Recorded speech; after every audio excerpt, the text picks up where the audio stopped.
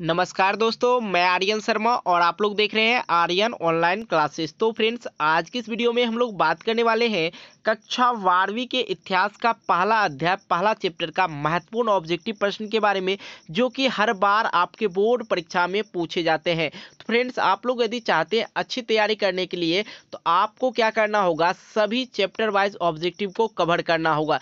तो भाई सभी चैप्टर वाइज ऑब्जेक्टिव कैसे कवर होगा, तो फ्रेंड्स हम आपको बता दें, इस चैनल के माध्यम से आप लोग को इतिहास का कक्षा 12वीं के जितने भी सब्जेक्ट है, सभी सब्जेक्ट का आप लोग को चैप्टर वाइज ऑब्जेक्टिव मैं प्रोवाइड कर दूंगा। इसलिए अभी ही आप लोग चैनल को सब्सक्राइब कर लें और नोटिफिकेशन बेल को प्रेस करके ऑल कर लें। तो चलिए फ्रेंड्स, बिना टाइम गंवाते हुए देख लेते हैं क्या क्या इंपॉर्टेंट ऑब्जेक्टिव प्रश्न है। आज की इस वीडियो में हम लोग टोटल बात करेंगे 40 प्रश्न ऑब्जेक्टिव प्रश्न के बारे में, और आप लोग को कमेंट करके लास्ट में ये बताना कि भाई 40 प्रश्न में आप लोग को कितने प्रश्न का आंसर याद था। तो चलिए फ्रेंड्स, देख लेते हैं। सबसे पहला नंबर प्रश्न है, हड़प्पा सभ्यता की खोज सर्वप्रथम किसने किया था। हड़प्पा सभ्यता की खोज सर्वप्रथम किसने किया था। जैसे ही आपको मिले ये क्वेश्चन, तो फटाक से आप लोग को राइट आंसर करना है, दयाराम साहनी ने। अगले प्रश्न की ओर चलते हैं। दूसरा नंबर कह रहा है, प्राचीन इतिहास का निर्माण किया गया। तो प्राचीन इतिहास का निर्माण किस चीज पे किया गया। साहित्यिक स्रोतों के आधार पर, विदेशी यात्राओं के विवरण पर, और पुरातात्विक अवशेषों के आधार पर। तो इसमें से राइट आंसर हो जाएगा उपयुक्त सभी। और मेरा मानना है फ्रेंड्स, यदि आप लोग को ऐसा प्रश्न आंसर मिले उपयुक्त सभी, इनमें से सभी, वो ना हमेशा सही रहता है। 90% जो है सही रहता है। इसका राइट आंसर हो गया डी। एक हिंट आप लोग को मिल गया। अब हम लोग चलते हैं तीसरे नंबर प्रश्न की ओर। तीसरा नंबर कह रहा है, सिंधु घाटी सभ्यता के स्थानों में सर्वप्रथम किस स्थल का उत्खनन हुआ था। तो फ्रेंड्स, तीसरा नंबर का राइट आंसर हो जाएगा हड़प्पा। सिंधु घाटी सभ्यता के स्थानों में सर्वप्रथम किस स्थल का उत्खनन हुआ था, तो हड़प्पा का। अगला प्रश्न चौथा नंबर देखेंगे यहाँ पे, कह रहा मोहनजोदड़ो किस नदी के किनारे बसा हुआ। तो मोहनजोदड़ो किस नदी के किनारे बसा हुआ, तो सिंधु नदी के किनारे बसा हुआ। कौन सा नदी के किनारे, सिंधु नदी के किनारे बसा हुआ। अगला प्रश्न, पांचवा नंबर, हड़प्पा किस नदी के किनारे बसा हुआ है। हड़प्पा किस नदी के किनारे बसा हुआ, तो रावी नदी के किनारे बसा हुआ। दो प्रश्न आप लोग को बहुत ज्यादा इंपॉर्टेंट है। देखिए, मोहनजोदड़ो किस नदी के किनारे, तो कहेंगे सिंधु घाटी के किनारे। अब हड़प्पा किस नदी के किनारे बसा हुआ, तो रावी नदी के किनारे बसा हुआ है। इसका राइट आंसर डी हो जाएगा। अगला प्रश्न, छठा नंबर है यहाँ पे, हड़प्पा सभ्यता की सबसे महत्वपूर्ण विशेषता थी। हड़प्पा सभ्यता जो था, उसका महत्वपूर्ण विशेषता क्या था। तो फ्रेंड्स, राइट आंसर 6 नंबर का हो जाएगा, नगर योजना व वास्तुकला। अगला प्रश्न हम लोग देखते हैं, सातवां नंबर है यहाँ पे, सिंधु सभ्यता में गोदीवाला का प्रमाण कहाँ से मिलता है। सिंधु सभ्यता में गोदीवाला का प्रमाण कहाँ से मिलता है। इसका राइट आंसर हो जाएगा ए, लोथल। इसका राइट आंसर क्या हो जाएगा, ए, लोथल। अगला प्रश्न हम लोग देखते हैं, आठवां नंबर है, किस सिंधु स्थल से सूती कपड़ों के साथ मिले हैं। किस सिंधु स्थल से सूती कपड़ों के साथ मिले हैं। इसका जो राइट आंसर हो जाएगा मोहनजोदड़ो। ठीक है। अगला प्रश्न हम लोग देखते हैं, 9 नंबर, पुरातत्व के अंतर्गत निम्न में से कौन एक नहीं है। पुरातत्व के अंतर्गत निम्न में से कौन एक नहीं है। तो 9 नंबर का आंसर जो हो जाएगा साहित्य जो था, नहीं है। अगला प्रश्न 10 नंबर है फ्रेंड्स, हड़प्पा सभ्यता का प्रशासन था। हड़प्पा सभ्यता का जो प्रशासन था, क्या था। इसका जो राइट आंसर हो जाएगा 10 का हो जाएगा सी, जो कि है नगर पालिका जैसा। अगला प्रश्न हम लोग देखते हैं, 11 नंबर है, सिंधु सभ्यता का बंदरगाह कौन था। सिंधु सभ्यता का बंदरगाह कौन था। इसका जो राइट आंसर हो जाएगा लोथल, डी। इसका राइट आंसर क्या हो जाएगा, डी। अगला प्रश्न 12 नंबर कह रहा है यहाँ पे, सिंधु सभ्यता में नर्तकी की मूर्ति कहाँ से मिली। सिंधु सभ्यता में नर्तकी की मूर्ति कहाँ से मिली। 12 नंबर का राइट आंसर हो जाएगा मोहनजोदड़ो से। अगला प्रश्न 13 नंबर है, सिंधु का किस देश के साथ व्यापारिक संबंध नहीं था। सिंधु का किस देश के साथ व्यापारिक संबंध नहीं था? तो 13 नंबर का जो राइट आंसर हो जाएगा चीन, जिसे इंग्लिश में चाइना बोला जाता है। अगला प्रश्न 14 नंबर कह रहा है यहाँ पे, सिंधु वासियों के प्रमुख देवता कौन थे? सिंधु वासियों के प्रमुख देवता कौन थे? तो इसका जो राइट आंसर हो जाएगा पशुपति महादेव। अगला प्रश्न 15 नंबर है फ्रेंड्स यहाँ पे, कह रहा सिंधु घाटी सभ्यता का कौन सा स्थल मृतकों का टीला के रूप में जाना जाता है?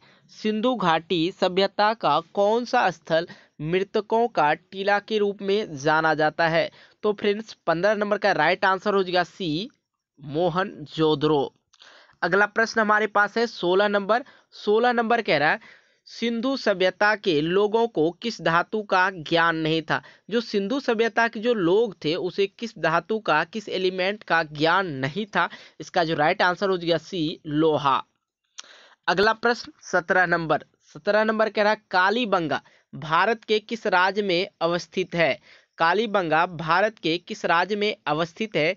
जो 17 नंबर का राजस्थान, इसका राइट आंसर हो जाएगा राजस्थान। अगला प्रश्न, मोहनजोदड़ो किस भाषा का शब्द है? मोहनजोदड़ो जो है किस भाषा का शब्द है? तो इसका जो राइट आंसर हो जाएगा 18 नंबर का राइट आंसर हो जाएगा सिंधी। अगला प्रश्न 19 नंबर है, हड़प्पा सभ्यता के पतन के क्या कारण थे? हड़प्पा सभ्यता के पतन के क्या कारण थे? 19 नंबर का जो राइट आंसर हो जाएगा ए हो जाएगा विदेशी आक्रमण। अगला प्रश्न 20 नंबर है, सिंधु सभ्यता का कौन सा स्थल सिंध का बाग कहा जाता है? सिंधु सभ्यता का कौन सा स्थल सिंध का बाग कहा जाता है? तो 20 नंबर का राइट आंसर हो जाएगा मोहनजोदड़ो। अगला प्रश्न 21 नंबर है यहाँ पे, हड़प्पा सभ्यता के स्थल से स्त्री के गर्भ से पौधा निकलता है। हड़प्पा सभ्यता के स्थल से स्त्री के गर्भ से पौधा निकलता है। बहुत ज़्यादा ये इंपॉर्टेंट प्रश्न है। 21 नंबर का राइट आंसर हो जाएगा सी, 21 नंबर का राइट आंसर हो जाएगा सी, हड़प्पा। अगला प्रश्न 22 नंबर देखा जाए, 22 नंबर यहाँ पे दे रखा है, गंदे पानी की निकासी की समुचित व्यवस्था सर्वप्रथम किस सभ्यता में देखने को मिलती है? तो 22 नंबर का जो राइट आंसर हो जाएगा सिंधु घाटी सभ्यता में गंदे पानी की निकासी समुचित व्यवस्था सर्वप्रथम किस सभ्यता में देखने को मिलती है? तो सिंधु घाटी की सभ्यता में। अगला प्रश्न 23 नंबर, हड़प्पा सभ्यता किस युग की सभ्यता है? जो हड़प्पा सभ्यता था किस युग की सभ्यता है? इसका राइट आंसर हो जाएगा कांस्य युग की। अगला प्रश्न 24 नंबर फ्रेंड्स यहाँ पे देखेंगे, सिंधु सभ्यता में समाज का स्वरूप था। सिंधु सभ्यता में समाज का स्वरूप था। 24 नंबर का राइट आंसर हो जाएगा ए, मातृत्मात्मक। अगला प्रश्न 25 नंबर है, सिंधु घाटी सभ्यता किसके समाकलीन नहीं मानी जाती है? सिंधु घाटी सभ्यता किसके समाकलीन नहीं माना जाता है? 25 नंबर का राइट आंसर हो जाएगा ए, चीन की सभ्यता।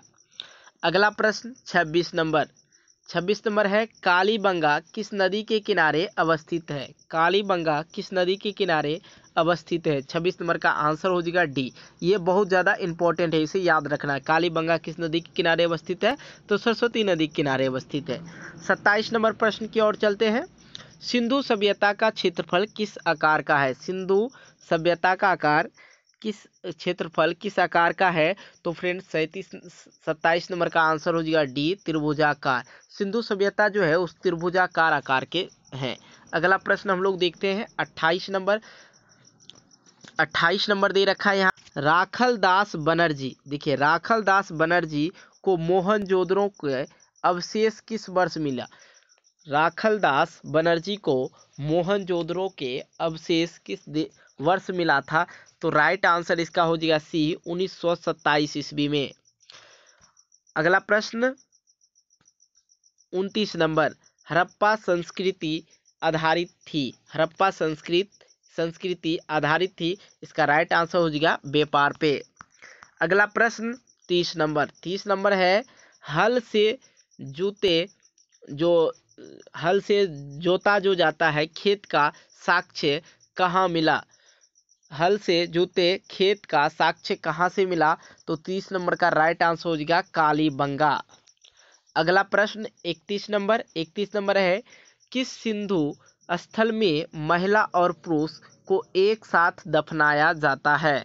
किस सिंधु स्थल में महिला और पुरुष को एक साथ दफनाया गया या जाता था, तो फ्रेंड्स 31 नंबर का राइट आंसर हो जाएगा रोपर। अगला प्रश्न 32 नंबर पशुपति महादेव की मोहर में निम्न में कौन सा जानवर नहीं पाया गया है। पशुपति महादेवी के मोहर, जो पशुपति महादेवी का जो छोटे छोटे पत्थर वाला मूर्ति बनाया जाता है उसे ही मोहर है, मोहर बोला जाता है। निम्न में से कौन सा जानवर नहीं पाया गया, इसका राइट आंसर हो जाएगा शेर। 32 नंबर का राइट आंसर शेर। अगला प्रश्न 33 नंबर सिंधु घाटी सभ्यता में विशाल स्नान नगर के अवशेष कहाँ से प्राप्त हुआ। सिंधु घाटी सभ्यता में विशाल स्नान नगर के अवशेष कहाँ से प्राप्त हुआ, तो 33 नंबर का जो राइट आंसर हो जाएगा मोहनजोदड़ो। एक चीज बात करने वाले सिंधु घाटी से जो रिलेटेड है उसका आंसर क्या हो रहा है, तो मोहनजोदड़ो ही हो रहा है, ठीक है ना। अगला प्रश्न हम लोग देखेंगे 34 नंबर, आप लोग इस चीज को ध्यान देते रहेंगे। 34 नंबर कह रहा है फ्रेंड्स किस स्थान से शतरंज के तरह खेल का प्रमाण प्राप्त है। किस स्थान से शतरंज के खेल के प्रमाण प्राप्त हुए, तो फ्रेंड्स 34 नंबर का जो राइट आंसर हो जाएगा वो हो जाएगा डी लोथल। अगला प्रश्न राय बहादुर दयाराम साहनी ने कहाँ उत्खनन करवाया था, तो राइट आंसर इसका जो हो जाएगा 35 नंबर है राय बहादुर दयानंद साहनी ने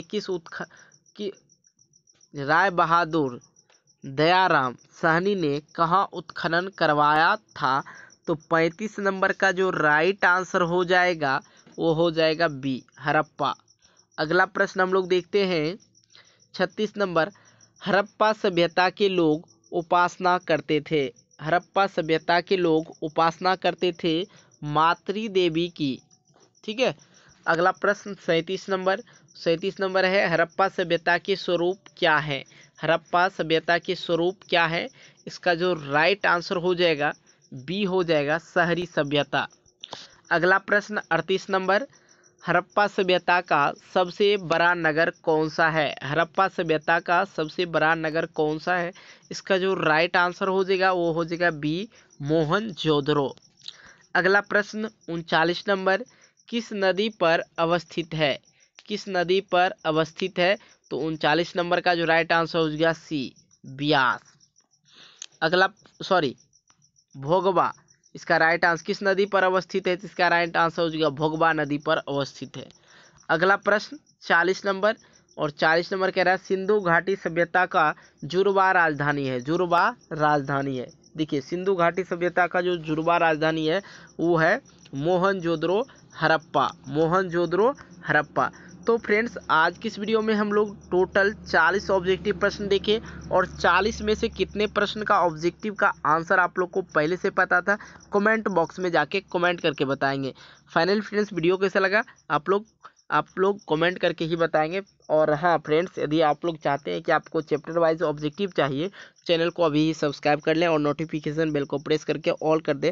फ्रेंड्स आपका एक लाइक मुझे मोटिवेट करता है एक नई वीडियो बनाने के लिए, इसलिए वीडियो को लाइक ज़रूर करें। तो फ्रेंड्स मिलते हैं एक नई वीडियो को लेके, तब तक के लिए बाय, जय हिंद जय भारत।